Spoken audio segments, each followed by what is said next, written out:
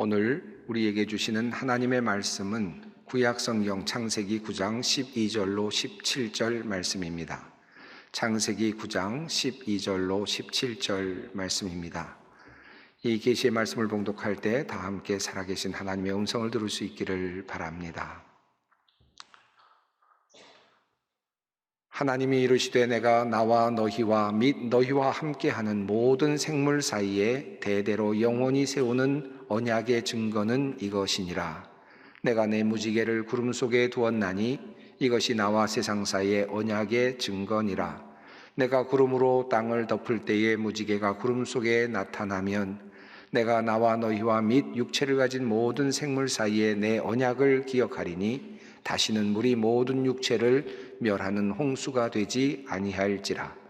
무지개가 구름 사이에 있으리니 내가 보고 나 하나님과 모든 육체를 가진 땅의 모든 생물 사이에 영원한 언약을 기억하리라. 하나님이 노아에게 또 이르시되 내가 나와 땅에 있는 모든 생물 사이에 세운 언약의 증거가 이것이라 하셨더라. 아멘. 여러분 무지개 보신 적 있으시죠? 아마 여러분 카메라에는, 핸드폰에는 아마 한두 장 정도는 여러분이 찍으신 그런 무지개 사진이 있을지도 모르겠습니다. 저도 몇 장 찍은 것이 있었는데요. 그 중에 한 두세 장을 여러분께 보여드리려고 합니다. 2015년에 미국에 갔을 때 우리 장로의 신학대학교 학생들과 함께 갔던 곳입니다. 그곳에 갔을 때 나타난 그 모습인데요. 그랜드 캐년입니다. 그랜드 캐년에서 갔을 때 그곳에서 이렇게 멋진 무지개가 나타났습니다. 뭔가 약속을 받는 것 같기도 하고 황홀하기도 하고 멋진 그런 장면을 보면서 환호했던 그런 시간이 기억납니다. 어쩌면 이런 생각도 했습니다. 노아가 경험했던 바로 그 무지개가 저런 모습이 아니었을까. 황량하고 그리고 산과 그리고 모든 것이 사실은 없는 것 같은 그런 곳에서 그 멋진 자연 환경 속에서 드러나고 있는 그런 무지개가 아니었을까. 그런 생각도 해보면서 저 장면을 제가 기쁘게 보았던 적이 있습니다. 성경에 나오는 무지개에 대한 이야기, 여러분이 잘 아시는 것처럼 노아의 홍수 이후에 하나님께서 말씀하시는 내용 속에 처음으로 등장합니다. 아마도 그 장면을 상상해 보면 이렇지 않았을까 생각이 듭니다. 땅은 완전히 폐허가 됐을 것 같고요. 그리고 모든 동물들과 식물들은 다 죽어서 물에 다 빠져버렸고, 그리고 진흙탕과 같은 그런 아마 땅의 모습을 가지고 있었을 것 같고, 조금씩 묻이 드러나고 있었고, 또 어떤 곳에서는 또 물기들이 아직도 마르지 않았을 것 같고, 웅덩이들이 있었을 것 같고, 그런 상황 속에서 하늘로는 계속 수증기가 올라가면서 아마도 무지개가 계속해서 여기저기에서 보이고 있지 않았을까, 그런 상상을 해봅니다. 그리고 배에서 내린 노아와 그리고 가족들 7사람, 그리고 또 그곳에서 내린 동물들, 물론 한 종류씩 또는 두 종류씩 이렇게 그렇게 준비된 그런 가족들과 같은 동물들이지만 아마 거대한 지구에 내려놓았을 때는 아마 초라한 그런 모습이 아니었을까 생각합니다. 멀리서 화면을 잡는다고 생각하면, 하늘 위에서 화면을 잡는다고 생각하면 황폐해진 지구, 황폐한 그런 땅, 아무것도 쓸 것이 없어 보이는 그런 땅에 그렇게 7명의 사람들과 그리고 동물들이 단촐하게 있는 모습, 어쩌면은 불안하기도 하고 두렵기도 하고 여러 가지 생각들이 있을 것 같은 그런 장면이 아닐까 생각되는데, 하나님께서 그곳에서 노아를 만나시고 그곳에서 축복을 해주시고 또 약속을 해주시죠. 그것이 바로 오늘 본문 내용입니다. 여러분 어떻게 이 노아의 이야기를 읽곤 하셨는가요? 저는 이 말씀을 읽을 때마다, 특별히 무지개에 대한 이야기를 읽을 때마다 어렸을 때는 한 가지 풀리지 않는 의문이 있었습니다. 여러분도 한 번쯤 생각해 보셨을 것 같은데, 하나님께서 분명히 노아의 홍수 이후에 무지개를 보여주시면서 다시는 홍수로 사람들을 멸하지 않겠다라고 하셨는데 왜 지금도 홍수가 나는가?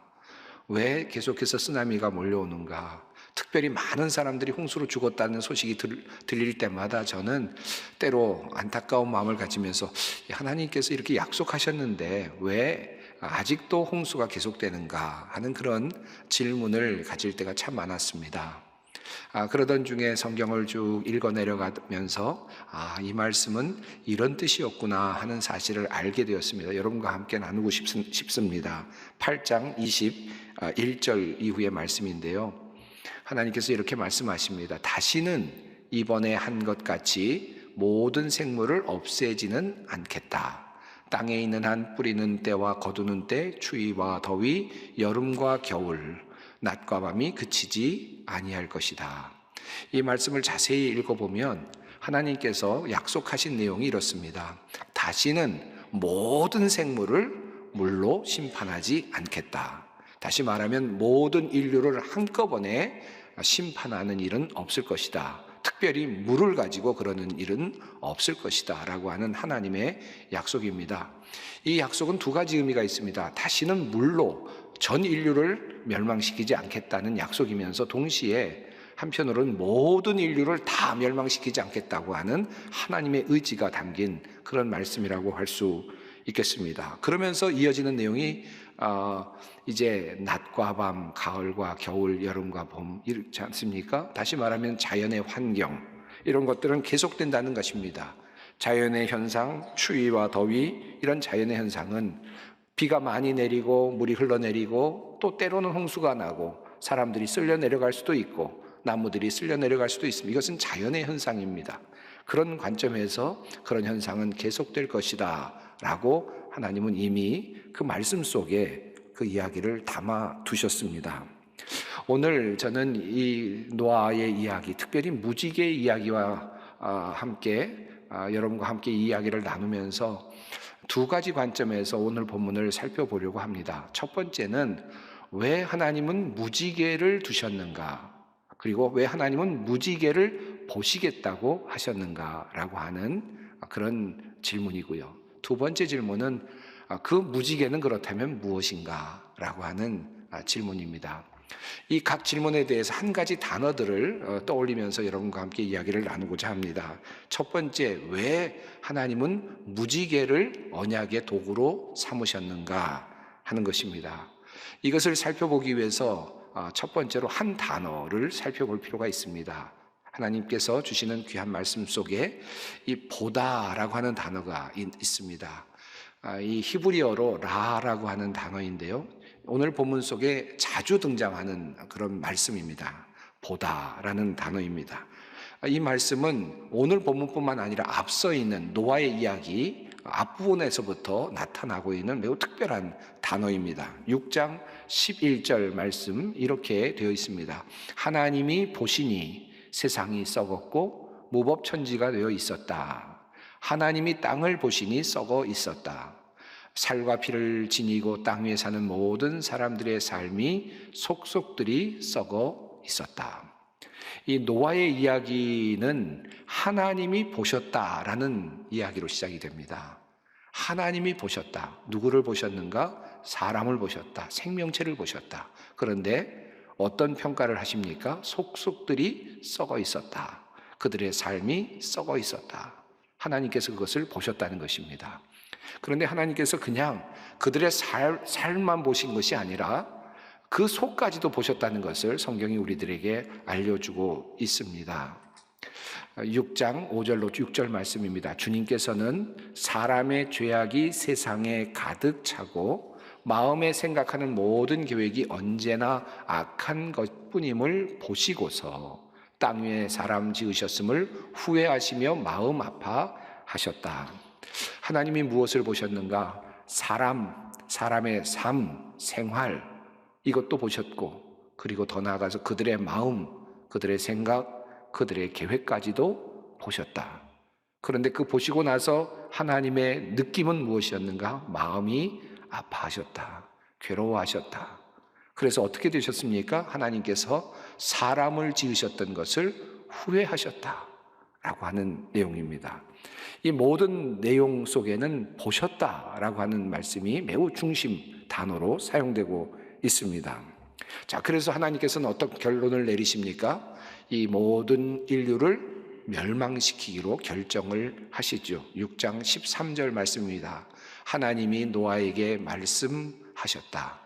땅은 사람들 때문에 무법천지가 되었고 그 끝날이 이르렀으니 내가 반드시 사람과 땅을 함께 멸하겠다. 이것이 하나님의 결론이었습니다. 하나님은 보시는 분이시고 하나님은 살피시는 분이시고 보시고 아시는 분이시다. 인간의 삶, 인간의 모습뿐만 아니라 속까지도 보고 계시는 분이시다. 이 하나님의 속성이죠. 그런데 그 결과는 어떻게 되었습니까? 모든 인간의 죄를, 인간의 삶, 부패함을 보시게 되었고 결국은 후회하셨고 인간을 심판하시는 데까지 이르셨다라는 것이죠. 이것이 노아의 홍수의 그 기원입니다. 이유이죠. 그리고 나서 하나님은 실제로 홍수를 일으키시고 모든 인류를 멸하셨습니다. 단 한 가정만을 선택하셨습니다. 노아 가정, 그리고 그와 함께하는 동물들, 식물들, 생물들이었습니다. 하나님께서는 그렇게 이제 모든 것들을 멸하신 다음에 이제 그들을 땅으로 내리시게 한 후에 그들에게 새로운 약속을 하십니다. 이것이 오늘 본문 말씀입니다.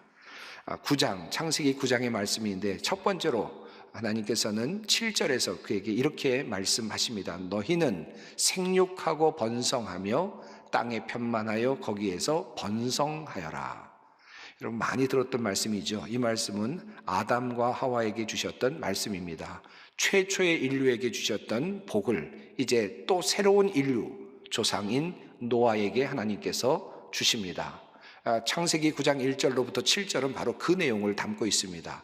아담과 하와에게 주셨던 그 번성의 축복, 번영의 축복을 하나님께서 또다시 인류의 또 다른 조상인 노아에게 하시고 계십니다. 이것이 앞부분에 나오는 내용이죠. 그리고 나서 8절부터 17절까지는 오늘 읽었던 말씀이 있는 그 부분입니다. 바로 무지개를 약속하시는 바로 그 부분입니다. 이 부분에 보신다라고 하는 내용이 나타납니다. 한번 확인해 보려고 합니다. 하나님이 이르시되 내가 나와 너희와 및 너희와 함께하는 모든 생물 사이에 대대로 영원히 세우는 언약의 증거는 이것이니라. 내가 내 무지개를 구름 속에 두었나니 이것이 나와 세상 사이의 언약의 증거니라. 내가 구름으로 땅을 덮을 때에 무지개가 구름 속에 나타나면 내가 나와 너희와 및 육체를 가진 모든 생물 사이에 내 언약을 기억하리니 다시는 물이 모든 육체를 멸하는 홍수가 되지 아니할지라. 읽어 내려가던 이 말씀 속에 여러분 보다라는 단어가 보이십니까? 여기 무지개가 구름 속에 나타나면이라고 하는 이 표현 속에 보다라고 하는 나 단어가 사용되고 있습니다.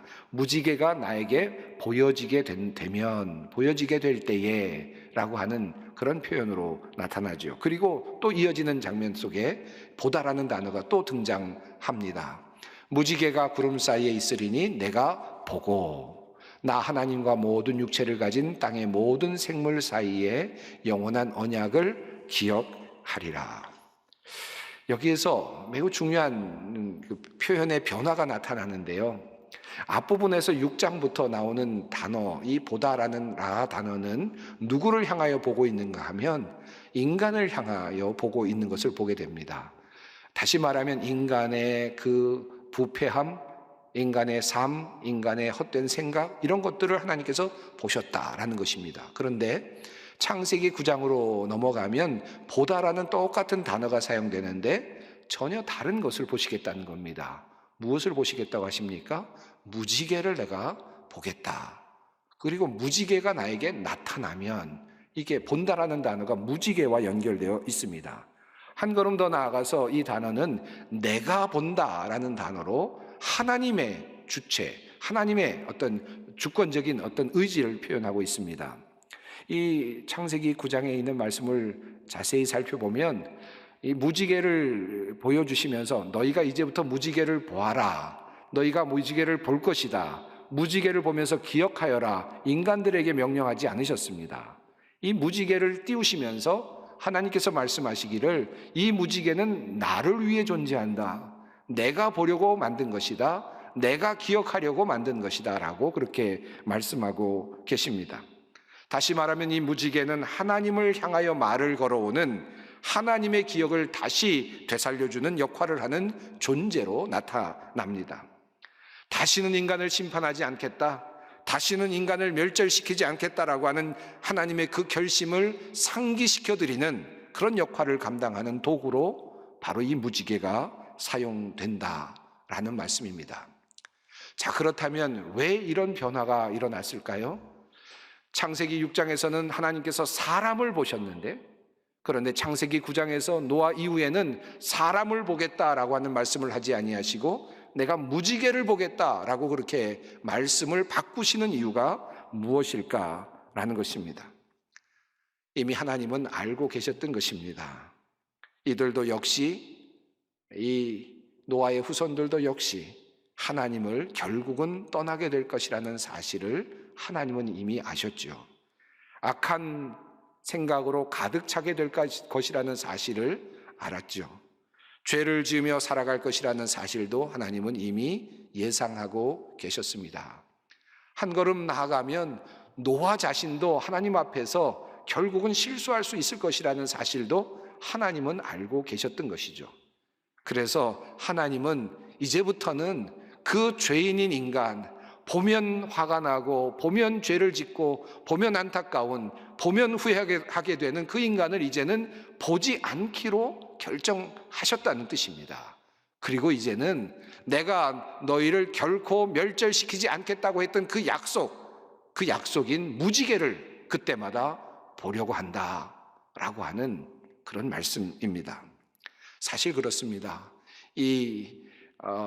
노아 역시 얼마 후에 부끄러운 일을 경험하거든요. 바로 그 이야기가 뒤에 따라 나오죠. 여러분, 이 노아가 어떻게 됩니까? 포도주를 잔뜩 마시고 취해서 벌거벗은 채로 잠이 들었다라고 하는 내용이 바로 뒤에 나옵니다.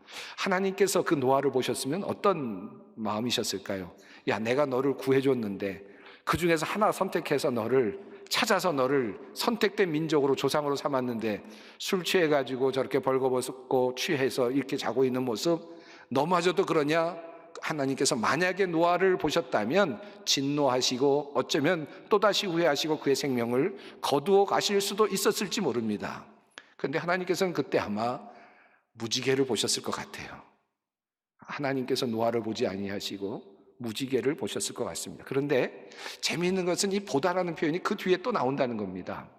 이야기가 이렇게 이어집니다. 이 함이 이렇게 술 취해서 벌거벗고 누워있는 아버지의 육체를 봅니다. 여기도 라가 사용이 돼요. 봅니다. 그런데 그걸 보고는 그의 수치를 가려주지 않아요. 도리어 그것을 사람들에게 알리고 그 수치를 드러냅니다. 하나님께서 그것을 옳게 보지 않으셨지요. 그러나 그의 동생들 셈과 야벳은 뒷걸음쳐 들어가면서 아버지의 그 수치를 가려주지요. 하나님께서 그것을 기쁘게 여기셨습니다. 어찌 보면 왜 이런 이야기가 나왔을까? 그렇게 생각되는 이야기의 흐름인데, 보다라고 하는 이 단어와 연결시켜 이해한다면 그 뒤에 나오는 함과 셈과 야벳의 이야기도 충분히 이해가 됩니다. 어떤 뜻이 있겠습니까?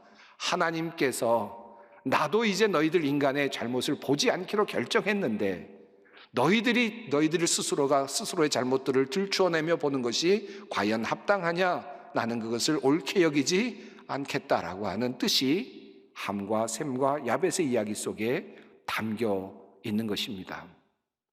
그래서 하나님께서는 이제 이 무지개만을 보시고 인간을 보지 않기로 결정하십니다. 노아 시대 이후로 하나님의 확고한 결정이 있었습니다.